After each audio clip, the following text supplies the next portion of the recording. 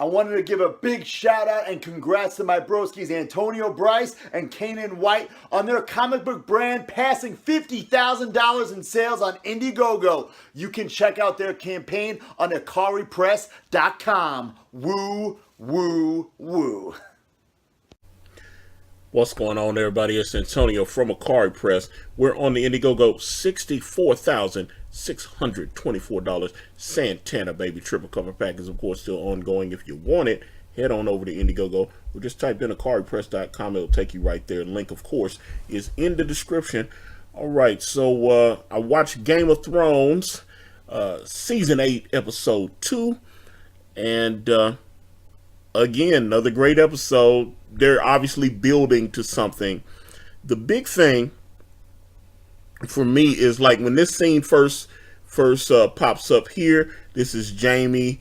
They're in the hall, and he getting at work because they weren't expecting him to show up to Winterfell all by himself, and he just shows up all by his lonesome and pretty much lets them know what others had suspected, that hey, Cersei's not sending anybody to help y'all, man. So I just came up here to keep my word. I promised that I was gonna fight for the living, so I'm here.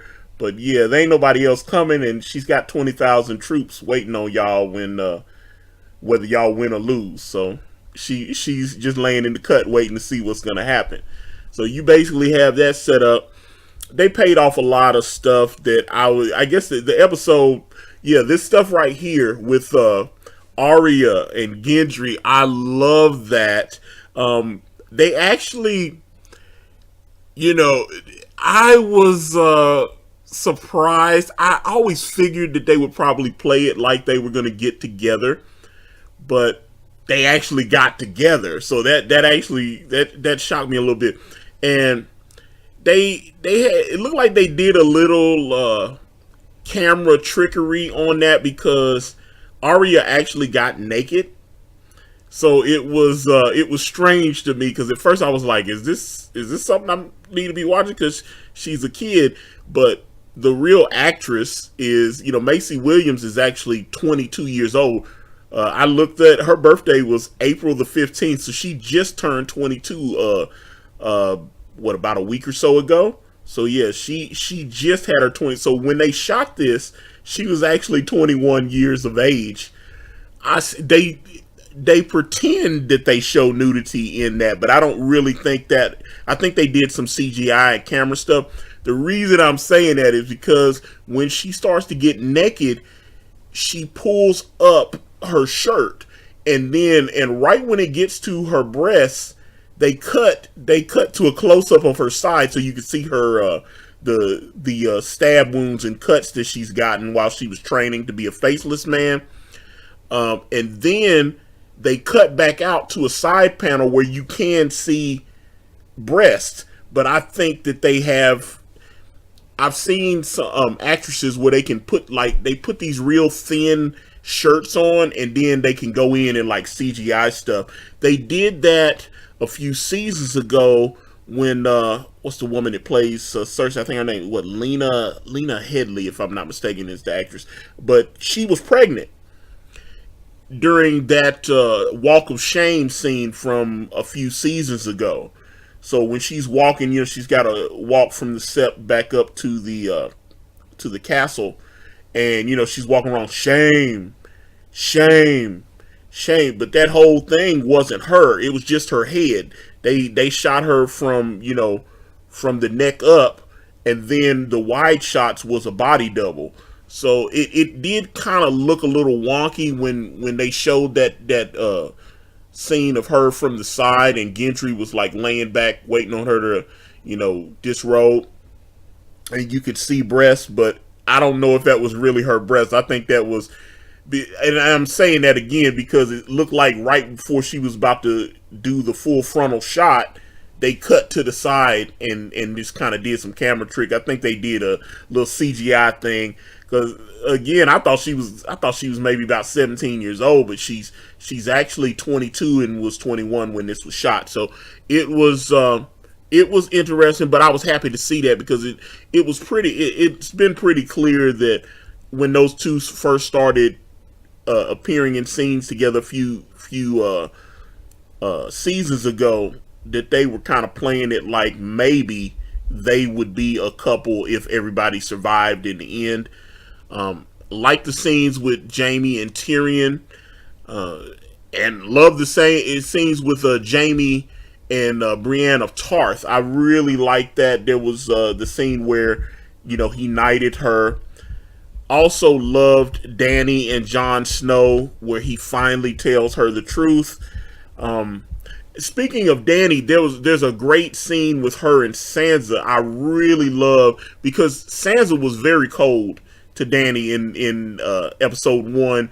They had to set everything up. She goes back and she's like, "Hey, you know, I know you don't like me, but we gotta get through this. And you know, I do love your brother. He loves me. You know." And at first she's being real cool with her and stuff, and you see Dany, you know, kind of lean in, and Emilia Clarke is just a brilliant actress, and she leans in, she puts her hand, you know, she touches Sansa, and it seems like they're gonna be friends. And then Sansa was like, "When this is over, though, what about the North? The North wants to be free. They don't, you know, the North doesn't want to be part of the Seven Kingdoms anymore.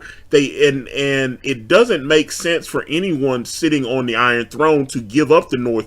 The North is actually the largest territory in the Seven Kingdoms. So you would be giving up your largest territory just to be like, oh, okay, cool." And I don't see that happening.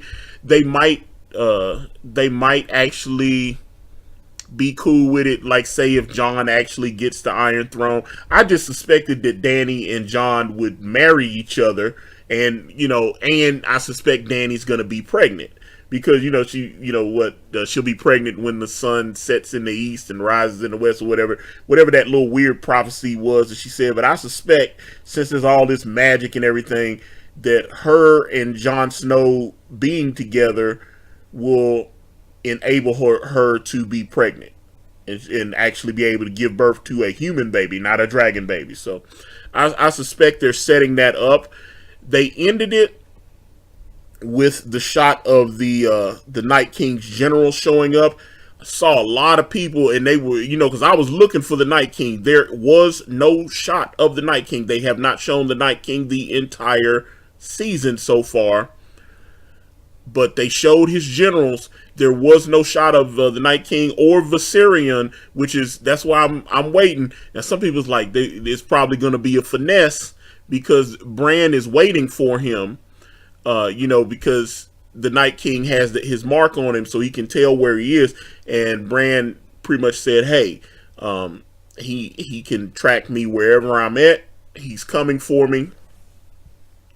But I saw some theories that were suggesting that the Night King might take Viserion and fly down to King's Landing to take on Cersei. So Cersei could be sitting there thinking that her enemies are all fighting and they're going to get killed, and instead they're fighting the war. It could be like a Return of the Jedi deal where you basically have multiple battles going on at the same time. They're clearly setting up... episode 3 is supposed to be an extended episode because the first episode I thought was at least 5 minutes short. I think it only ran 54 minutes. This was another about 57 so minute episode, but they're supposedly taking those minutes, and this next episode is supposed to be an extended edition, and it's going to be on par with the epic battles that you saw in the Battle of the Bastards, and what was the other episode, Helm's Deep. Yeah, so it's gonna be an epic battle in episode 3. Not sure we're gonna get the Night King in it, but we're definitely gonna see some whites. So it's gonna be interesting. I'm very much looking forward to episode 3. If you watch Game of Thrones episode 2, let me know what you guys think. Get in the comments. So with that being said, I'm going to wrap this video up. And if you guys want to reach out to me, I'm on Facebook, Instagram, Twitter, and right here on this YouTube channel. Everywhere is at Ikari Press. And if you type in IkariPress.com, it will take you directly to my Indiegogo campaign for my comic book series brand with the phenomenal Kane White. We're on Teespring. We're on Amazon.com. The links to those are in the description. Thank you guys so much for watching. Like and subscribe. I'm out.